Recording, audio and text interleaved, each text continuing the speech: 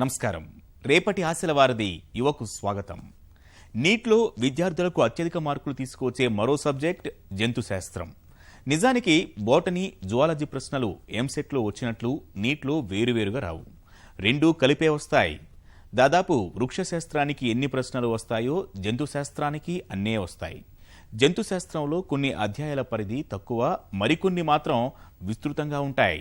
అలాంటి జంతు శాస్త్రంలో అధిక మార్కులు తెచ్చుకోవాలంటే ఏం చేయాలో వివరిస్తోంది ఇవాల్టి యువ విజయీభవ.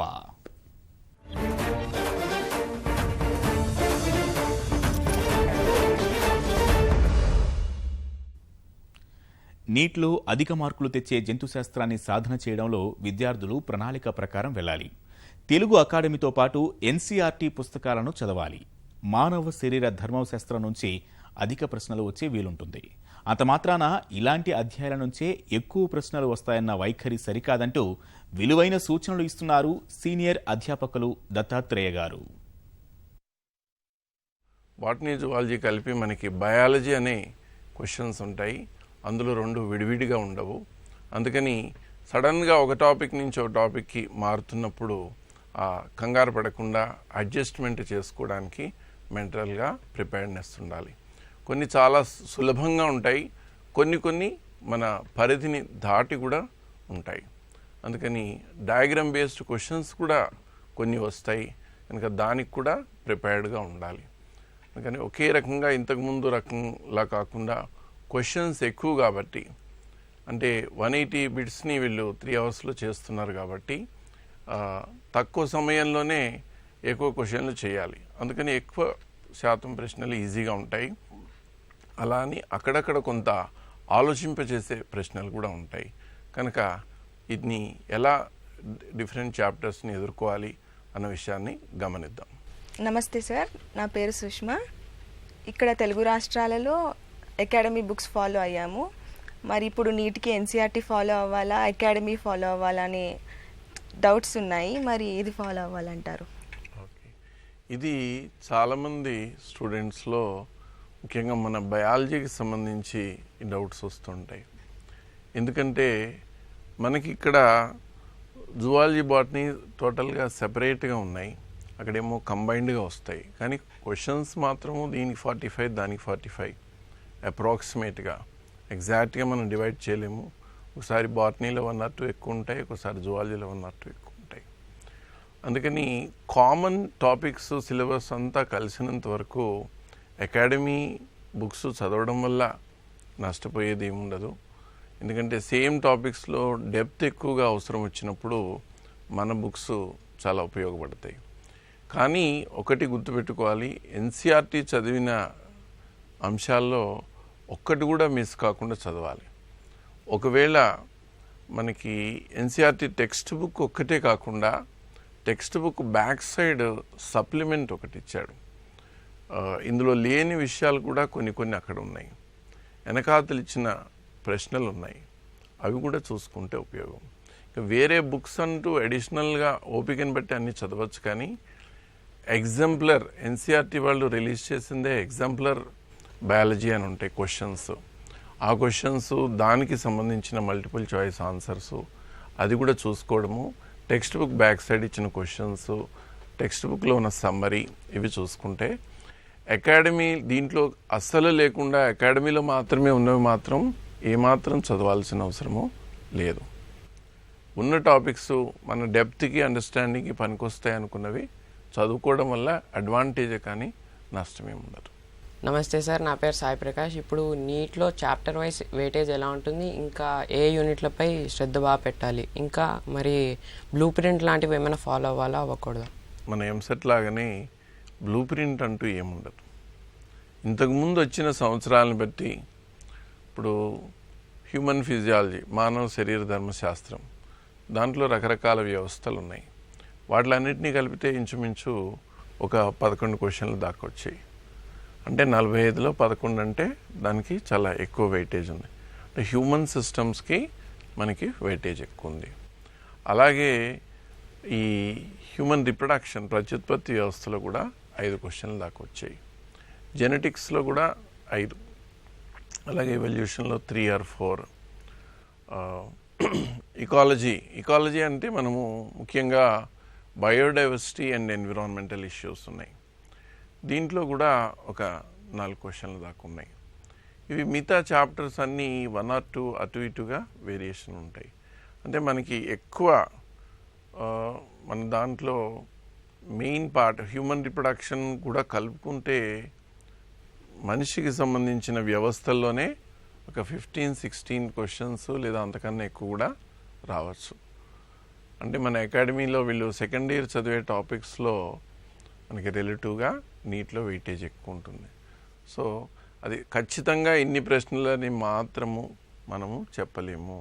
ఇప్పుడు లాస్ట్ టైము ఒక రెస్పిరేటరీ సిస్టమ్ మీదే 2 క్వశ్చన్లు అడిగాడు.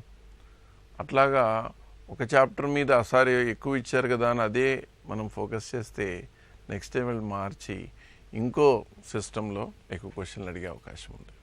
నమస్తే సార్, నా పేరు రీతిక. ఎన్సీఆర్టీ బుక్స్లో చాలా తక్కువ అంశాలు ఉన్నాయి కదా, ఇప్పుడు ఆ బుక్ చదివితే సరిపోతుంది అంటారా, లేకపోతే వేరే బుక్స్ ఏమైనా చదవాలా? అండ్ క్వశ్చన్స్ అన్నీ బుక్లో నుండే వస్తాయా, బయట నుండి కూడా వస్తాయా? ఓకే, ఇది మనకి ఇన్నాళ్ళు ఇక్కడ ఒక పద్ధతిలో అలవాటైపోయింది. అకాడమీ బుక్స్లో వర్డ్ టు వర్డ్ చాలా క్వశ్చన్స్ అట్లా వస్తుండేవి. ఇప్పుడు ఏంటంటే మనకి టెక్స్ట్ బుక్ బేస్డ్ ఎన్సీఆర్టీ బేస్డే ఎక్కువ ఉంటాయి, కానీ అప్లికేషన్ కూడా చాలా ఉంటాయి.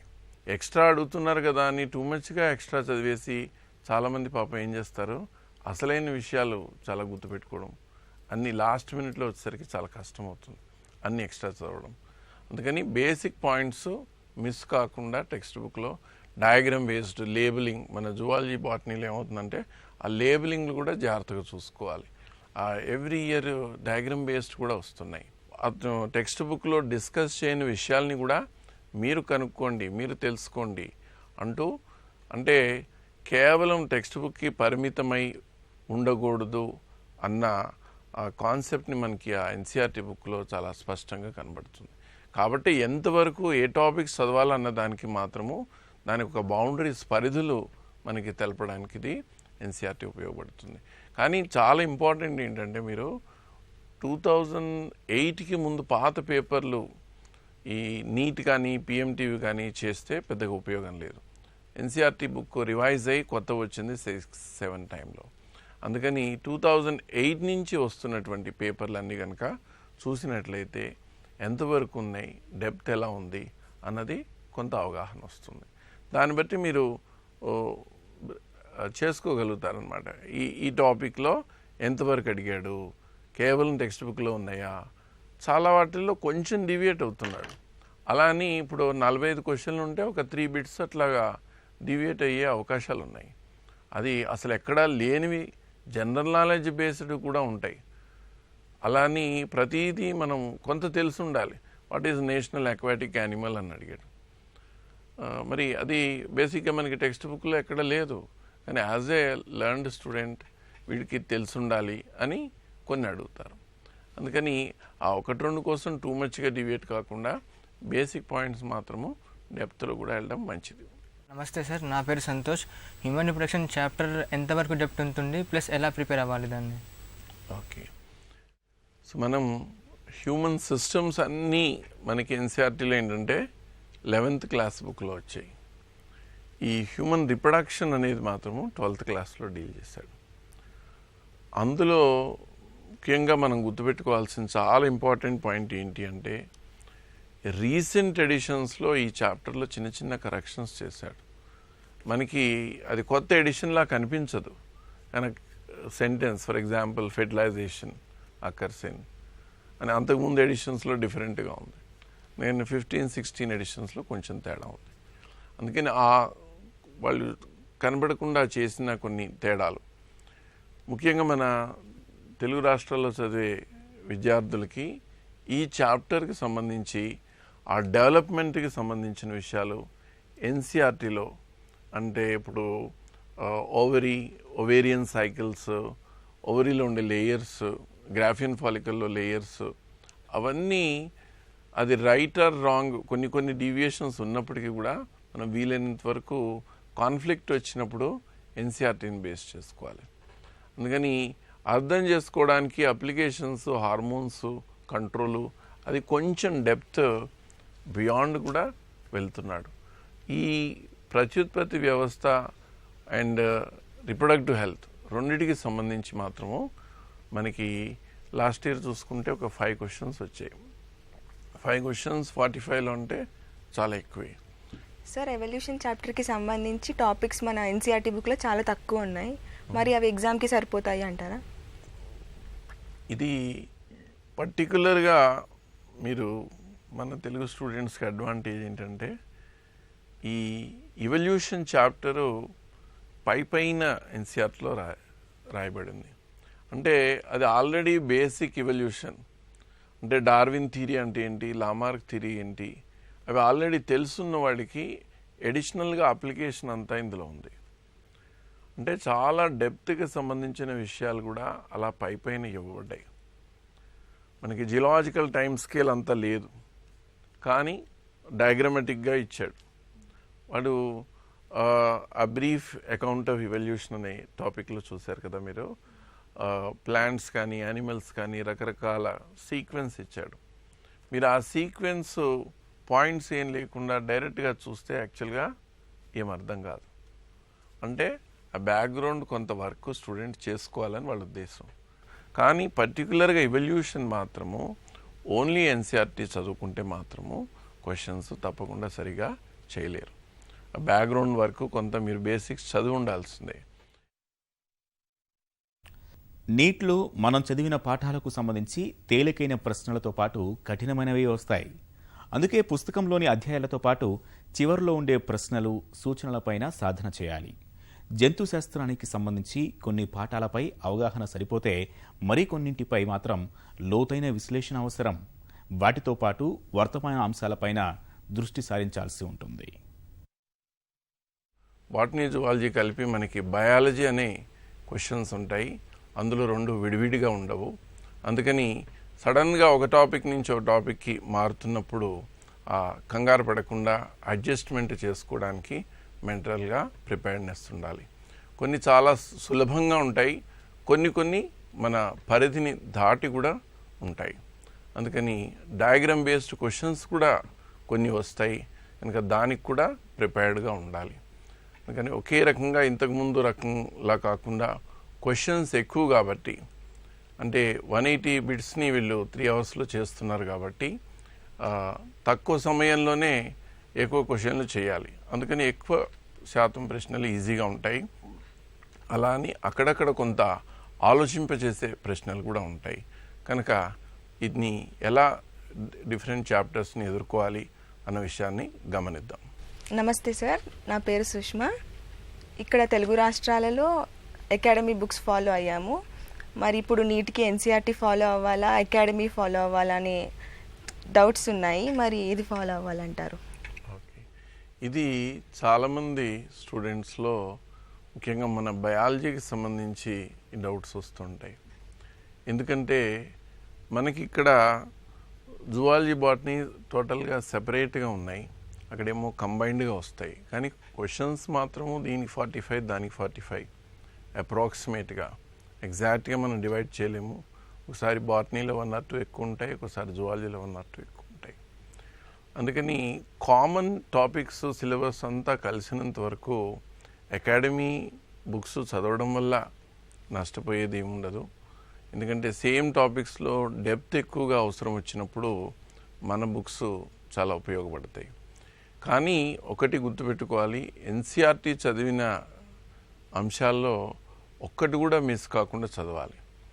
ఒకవేళ మనకి ఎన్సీఆర్టీ టెక్స్ట్ బుక్ ఒక్కటే కాకుండా text book back side supplement ఒకటి ఇచ్చాడు. ఇందులో లేని విషయాలు కూడా కొన్ని అక్కడ ఉన్నాయి. వెనకాతలు ఇచ్చిన ప్రశ్నలు ఉన్నాయి, అవి కూడా చూసుకుంటే ఉపయోగం. ఇక వేరే బుక్స్ అంటూ అడిషనల్గా ఓపికని బట్టి అన్నీ చదవచ్చు. కానీ ఎగ్జాంపులర్ ఎన్సీఆర్టీ వాళ్ళు రిలీజ్ చేసిందే ఎగ్జాంపులర్ బయాలజీ అని ఉంటాయి క్వశ్చన్స్. ఆ క్వశ్చన్స్ దానికి సంబంధించిన మల్టిపుల్ చాయిస్ ఆన్సర్స్ అది కూడా చూసుకోవడము, టెక్స్ట్ బుక్ బ్యాక్ సైడ్ ఇచ్చిన క్వశ్చన్స్, టెక్స్ట్ బుక్లో ఉన్న సమ్మరీ ఇవి చూసుకుంటే అకాడమీ దీంట్లో అస్సలు లేకుండా అకాడమీలో మాత్రమే ఉన్నవి మాత్రం ఏమాత్రం చదవాల్సిన అవసరము లేదు. ఉన్న టాపిక్స్ మన డెప్త్కి అండర్స్టాండింగ్కి పనికొస్తాయి అనుకున్నవి చదువుకోవడం వల్ల అడ్వాంటేజే కానీ నష్టమేమి ఉండదు. నమస్తే సార్, నా పేరు సాయి ప్రకాష్. ఇప్పుడు నీట్లో చాప్టర్ వైజ్ వెయిటేజ్ ఎలా ఉంటుంది, ఇంకా ఏ యూనిట్లపై శ్రద్ధ బాగా పెట్టాలి, ఇంకా మరి బ్లూ ప్రింట్ లాంటివి ఏమైనా ఫాలో అవ్వాలా అవ్వకూడదు? మన ఎంసెట్ లాగానే బ్లూ ప్రింట్ అంటూ ఏముండదు. ఇంతకుముందు వచ్చిన సంవత్సరాలను బట్టి ఇప్పుడు హ్యూమన్ ఫిజియాలజీ, మానవ శరీర ధర్మశాస్త్రం, దాంట్లో రకరకాల వ్యవస్థలు ఉన్నాయి. వాటిలన్నింటినీ కలిపితే ఇంచుమించు ఒక 11 క్వశ్చన్లు దాకా వచ్చాయి. అంటే 45లో 11 అంటే దానికి చాలా ఎక్కువ వెయిటేజ్ ఉంది. అంటే హ్యూమన్ సిస్టమ్స్కి మనకి వెయిటేజ్ ఎక్కువ ఉంది. అలాగే ఈ హ్యూమన్ రిప్రొడక్షన్, ప్రత్యుత్పత్తి వ్యవస్థలో కూడా 5 క్వశ్చన్లు దాకా వచ్చాయి. సార్, ఇప్పుడు biology and human welfare 8th యూనిట్లో పారాసైట్స్ లైఫ్ సైకిల్ డీటెయిల్గా చదవాలా, అలానే పౌల్ట్రీస్, ఫిషరీస్ లాంటి టాపిక్స్ ఎలా జాగ్రత్త తీసుకోవాలి? ఓకే, ఇది బయాలజీ హ్యూమన్ హెల్త్ అండ్ డిసీజెస్లో కూడా మనకి ఒక 4 ప్రశ్నలు వచ్చాయి లాస్ట్ ఇయర్. అంటే ఇందులో కొంచెము లైఫ్ సైకిల్స్ ఇన్ డీటెయిల్డ్గా అంతా చదవక్కర్లే, కానీ సీక్వెన్స్ మాత్రం ఇప్పుడు ప్లాస్మోడియం డయాగ్రామ్లో మొత్తం ఇచ్చేసి ఎక్స్ప్లెనేషన్లో ఏమి ఇవ్వలేదు. మీరు ఎన్సీఆర్టీ బుక్లో చూసారు, డయాగ్రామ్లో ఇచ్చాడు ప్లాస్మోడియంది, ఒకరి ఏరియాది పైన డయాగ్రామ్ ఇచ్చారు. కానీ ఆ సీక్వెన్స్ అవి తెలుసుంటే కానీ కొన్ని ప్రశ్నలు చేయలేదు. అలా అని ఇన్ డీటెయిల్డ్గా చాలా డీటెయిల్స్ అవసరం లేదు. ఆ లైఫ్ సైకిల్లో మొత్తం జీవిత చక్రాన్ని కరెక్ట్గా ఒక సీక్వెన్స్లో పెట్టుకొని అది ప్రాక్టీస్ చేసుకుంటే ప్లాస్మోడియంకి, అలాగే ఉకరీరియా బ్యాంక్రఫ్టీకి, యాస్కారిస్కి, ఈ 3 పరాన్నజీవులది జీవిత చక్రాన్ని కొంచెం ప్రాక్టీస్ చేయాలి. మిగతా పారాసైట్స్ మాత్రము మన టెక్స్ట్ బుక్లో లేని వాటిని కూడా, ఇప్పుడు టెక్స్ట్ బుక్లో 3 బ్యాక్టీరియాలు 2 వైరల్ ఇచ్చారు, కానీ లేని వాటిని కూడా ఇది మెయిన్ డిసీజెస్ ఉన్నాయి, స్మాల్ పాక్స్, చికెన్ పాక్స్, అది వైరల్లా బ్యాక్టీరియలా, అది ఆ రకమైన ప్రశ్నలు ఇంతకుముందు కూడా ఉన్నాయి. అందుకని తర్వాత ఈ అప్లైడ్ బయాలజీ అని అకాడమీలో చదివిన అంశాలు ఇక్కడికి వచ్చేసరికి ఈ బయాలజీ అండ్ హ్యూమన్ వెల్ఫేర్ దాంట్లోనే 9th చాప్టర్లో వస్తున్నాయి. ఇందులో వచ్చేసరికి పౌల్ట్రీ, ఫిషరీస్, ఈ యానిమల్ హస్బెండరీ ఇవన్నీ అంత డెప్త్లో ఉండవు మనకి. కాకపోతే ఫిషెస్లో మెయిన్ ఏది సముద్రంలో ఉండేది, మంచినీటి చేపలేవి, ఉప్పునీటి కయ్యల్లో ఉండేవి, అంటే బ్రేకిష్ వాటర్ ఫిషెస్ ఏంటి, ఇట్లాంటి బేసిక్ వెరైటీస్. అలాగే మనకి ఈ యానిమల్ హస్బెండరీలో మెయిన్ వెరైటీస్ కౌస్, బఫెలోస్లో ఇంపార్టెంట్ టైప్స్ ఇండియన్ వెరైటీస్. పౌల్ట్రీలో ఇన్డెప్త్గా దాని మెయింటెనెన్స్ ఎట్లాగా, రకరకాల డిసీజెస్ ఏమి అక్కర్లే, ఒక లిస్ట్ బ్యాక్టీరియల్ ఏంటి, వైరల్ ఏంటి. అందుకని ఈ అప్లైడ్ బయాలజీలో కొంతవరకు ఎపికల్చర్, హనీబీస్ గురించి ఉంది, అది కూడా కొంతవరకు చదువుకున్నట్లయితే పనికొస్తుంది. కానీ దాంట్లో బియాండ్ ఏ రేంజ్ ఎక్కువ డెప్త్లో గత 7-8 సంవత్సరాల్లో ఎప్పుడు ఈ టాపిక్స్లో మాత్రం డెప్త్లోకి వెళ్ళలేదు. సార్, జెనెటిక్స్లో అంశాలు చాలా పరిమితంగా ఉన్నాయి. సో ఇప్పుడు అది ఎలా ప్రిపేర్ అవ్వాలంటారు? ఇంకా జెనెటిక్స్ నుండి ఏమైనా ప్రాబ్లమ్స్ వచ్చే అవకాశాలు ఉన్నాయా? కేవలం బుక్లో ఉన్న పాయింట్స్కే పరిమితం కాకుండా అప్లికేషన్కి ఎక్కువగా వెళ్ళడానికి స్కోప్ ఉన్న చాప్టర్ జెనెటిక్స్. అంటే ఇది సిలబస్లో ఉంది, ఇది లేదు అని మనం చాలా మటుకు కొట్టిపారేయడానికి వీల్లేదు. ఎందుకంటే for example sex determination, sex linked inheritance, ఇలాంటి టెక్స్ట్ మెయిన్ టెక్స్ట్లో ఇవ్వలే, మళ్ళీ వెనకాతల సప్లిమెంటరీ దాంట్లో ఇచ్చారు. చాలామంది ఆ సప్లిమెంటరీ 2 పేజీలని నెగ్లెక్ట్ చేస్తే కనుక అసలు ఈ విషయాలు ఎన్సీఆర్టీలో ఇచ్చాడని వాళ్ళకి తెలియదు. గత మన 5-6 సంవత్సరాల ప్రశ్నలు చూస్తే కనుక ఈ మ్యూటేషన్స్లో వెరైటీస్ గురించి ఒక ఎగ్జాంపుల్ ఇచ్చి అది ఏ వెరైటీ మ్యూటేషన్ అని, అలాగే ఒక సంవత్సరం 2013లో ఎపిస్టాసిస్ మీద కూడా ఒక క్వశ్చన్ అడిగారు. అందుకని కొంత, ఎందుకంటే వాళ్ళకి ఎన్సీఆర్టీ దాంట్లో ప్రాక్టికల్స్ దాంట్లో కూడా కొన్ని పాయింట్స్ కవర్ అయ్యాయి. అందువల్ల జెనెటిక్స్ మాత్రము మనం ఎలా అయితే అండర్స్టాండింగ్కి ఎవల్యూషన్ ఎక్స్ట్రా చదవాలనుకున్నామో, ఇందులో బేసిక్ కాన్సెప్ట్ అండర్స్టాండింగ్కి ఎన్సీఆర్టీ సరిపోతుంది. కానీ ప్రశ్నలు మాత్రం రకరకాల బిట్స్ ప్రాక్టీస్ చేయడము, ఇందులో కాంబినేషన్స్ అంటే పాలిజెనిక్ ట్రైట్స్, సెక్స్ లింక్డ్ ఇన్హెరిటెన్స్, ఇవన్నీ కూడా మన మెయిన్ కాన్సెప్ట్స్. దాని మీద ఒకవేళ ప్రాబ్లమ్స్ వస్తే ఎలా చేయాలి అన్న దాని మీద కూడా ఒక అవగాహన, దానికి సంబంధించిన ప్రాక్టీస్ ఉంటే కూడా దాన్ని ఈజీగా ఫేస్ చేయగలుగుతారు మీరు. సార్, యానిమల్ డైవర్సిటీ చాప్టర్ అకాడమీలో చాలా ఎక్కువగా ఉంది, ఎన్సీఆర్టీలో చాలా తక్కువగా ఉంది. సో సార్, దాన్ని ఎలా ప్రిపేర్ అవ్వాలి అండ్ ఎలాంటి క్వశ్చన్స్ వస్తాయి దాంట్లో? ముఖ్యంగా ఈ యానిమల్ డైవర్సిటీ విషయంలో అంటే మనకి invertebrates, vertebrate general characters classification, అది చాలా మటుకు పెరిఫెరల్గా ఉంటున్నాయి క్వశ్చన్స్. ఎందుకంటే టెక్స్ట్ బుక్లో డెప్త్ కూడా చాలా తక్కువ ఇచ్చాడు. కాకపోతే మ్యాచింగ్ క్వశ్చన్స్ అందులో వచ్చేసరికి రకరకాల ఎగ్జాంపుల్స్ ఎన్సీఆర్టీ బుక్లో లేని కూడా చాలా ఇస్తున్నారు. అందుకని ఇన్ డెప్త్ క్లాసిఫికేషను, క్యారెక్టర్స్ అంత డెప్త్లోకి వెళ్ళాల్సిన పని లేదు. ఫర్ ఎగ్జాంపుల్ ఆర్థ్రోపోడా చదువుతున్నారు, ఆర్థ్రోపోడాలో ఉన్న ఎగ్జాంపుల్స్ ఎక్స్ట్రా చదవండి, నష్టం లేదు. కానీ ప్రతి క్లాస్ క్యారెక్టర్స్, దాని డీటెయిల్ అనాలిసిస్ అదంతా అవసరం లేదు. అలాగే వర్టిబ్రేట్స్ అన్నింటిలో కూడా అంతే. కానీ చాలా చిన్నవే కన్ఫ్యూజ్ అయ్యే పాయింట్స్ని సడన్గా అడుగుతాడు. అంటే బర్డ్స్, మ్యామల్స్ ఉంటాయి, రెండు ఒకేలా ఉంటాయి, ఏ విషయం కేవలం మ్యామల్స్లో ఉంటుందంటాడు. అంటే 4 ఛాంబర్డ్ హార్ట్ అని ఇట్లాగా అన్ని అడిగితే చివరికి డయాఫ్రమ్ అంటాడు. అంటే విభాజక పట్లం ఓన్లీ క్షీరదాల్లో ఉంటుంది మ్యామల్స్ క్యారెక్టర్. అట్లా మనకి కామన్ క్యారెక్టర్స్ ఏంటి, డిఫరెన్స్ ఏంటి, ఎగ్జాంపుల్స్ మాత్రము బియాండ్ బుక్ వెళ్ళి చదవాలి. అది అదర్వైజ్ మనకి ఇదివరకు చదువున్నాం కదా, ఇప్పుడు కూడా ఇంటర్మీడియట్కి ఎలాగో చదివాము, దీనికి చదువుదాం అని టూ మచ్ టైం దానికి స్పెండ్ చేస్తే చదవాల్సిన దాంట్లో ఎక్కువ చదవలేరు, టైం ప్రాబ్లం అవుతుంది. సార్, ఎకాలజీ చాప్టర్లో ఎన్విరాన్మెంటల్ ఇష్యూస్ ఇంకా బయోడైవర్సిటీ టాపిక్స్ చాలా చదివినప్పుడు ఈజీ అనిపిస్తాయి, కానీ ఎగ్జామ్స్లో మిస్టేక్స్ ఎక్కువ అవుతుంటాయి. మరి దాన్ని ఎలా ఓవర్కమ్ చేయాలి?